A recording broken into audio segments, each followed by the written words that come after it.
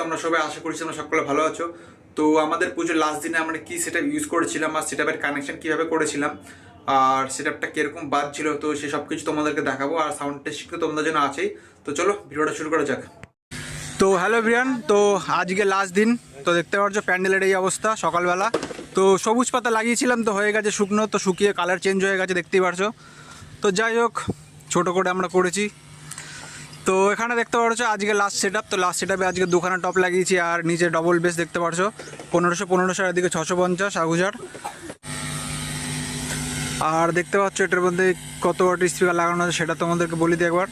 তো এটার মধ্যে 500 1000 আহুজা, আর এদিকে 500 1000, তো 1000, আর এদিকে হচ্ছে 1000, তো টোটাল 2000।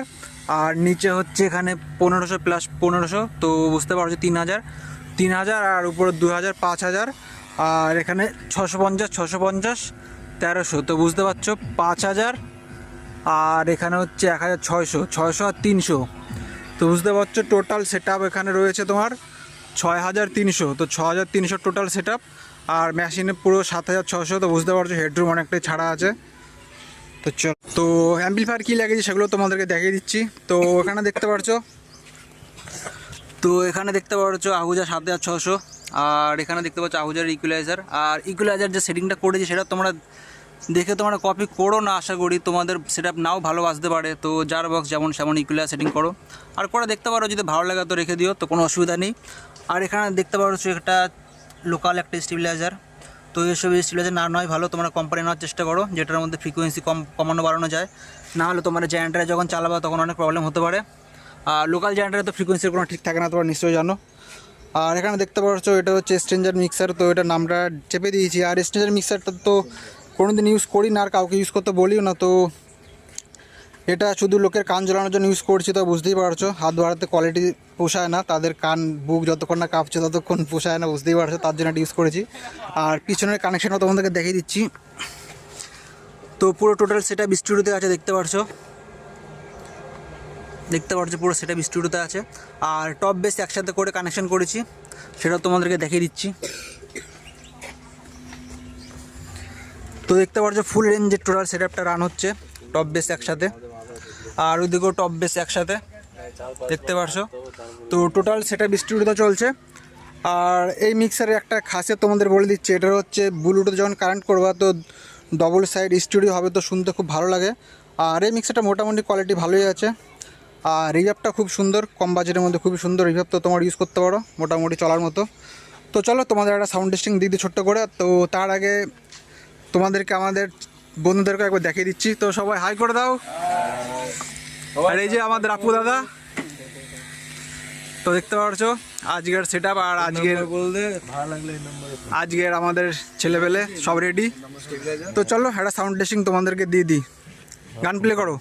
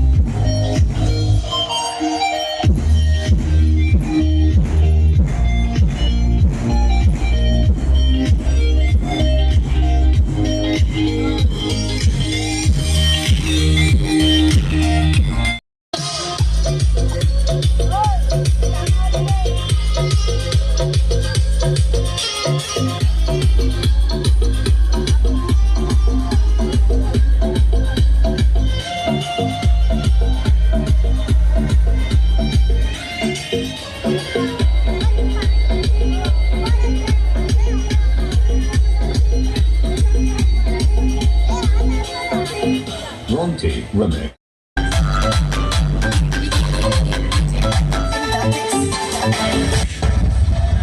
गिरीश का सुनने का गाना गिरीश का दिल ना दिया दिल ना दिया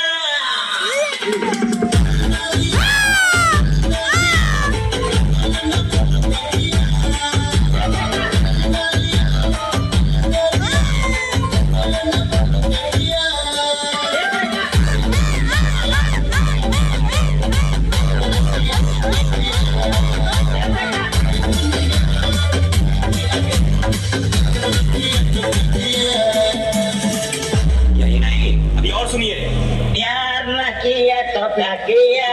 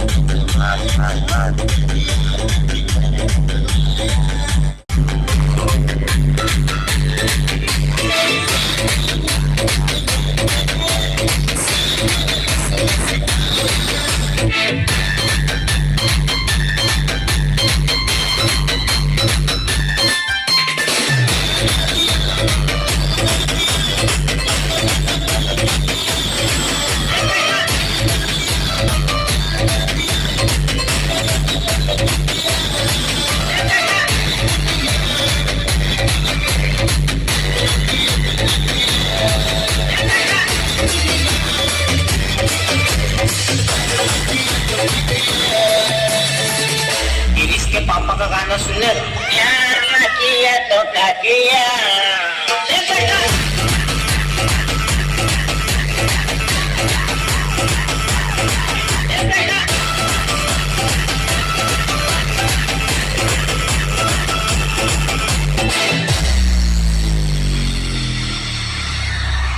সরস্বতী ঠাকুর মাইকে বলা বলা সরস্বতী ঠাকুর মাইকে এই আসছে বছর আবার হবে এই বছর বছর আবার হবে এই আসছে বছর আবার হবে এই বছর বছর আবার হবে এই বড় করে হবে তো হ্যাঁ হবে হবে বড় করে হবে তো হবেই হবে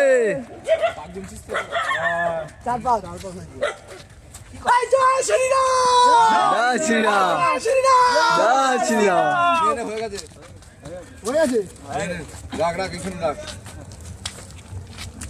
তো তোমরা সাউন্ড টেস্টিং শুনতে পারলা।